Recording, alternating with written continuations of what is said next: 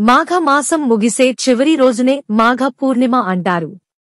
మరుసటి రోజు నుంచి ఫాల్గుణం ప్రారంభమవుతుంది.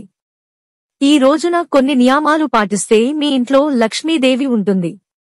అంతేకాకుండా మీకు ఆనందాన్ని, శ్రేయస్సును ఇస్తుంది. మీ ఇంట్లో లక్ష్మీదేవి ఉండాలంటే మాఘ పూర్ణిమ నాడు లక్ష్మీదేవికి 11 గవ్వలను సమర్పిస్తే ఎక్కువ డబ్బు సంపాదించవచ్చు లేదా ఆర్థిక సంక్షోభం నుండి బయటపడవచ్చు. గోవులకు బొట్టు పెట్టి పూజించాలి. మరుసటి రోజు గోవుకు ఎర్రటి వస్త్రం కట్టి సంపద ఉన్న ప్రదేశంలో ఉంచండి.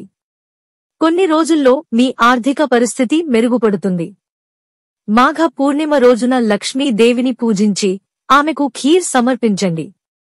లక్ష్మీ మంత్రాన్ని జపించండి. మాఘ పూర్ణిమ నాడు ఉదయాన్నే తలస్నానం చేసి మర్రి చెట్టుకు నీళ్లు పోసి పూజించాలి. లక్ష్మీదేవి మీ కష్టాలన్నింటినీ తొలగిస్తుంది.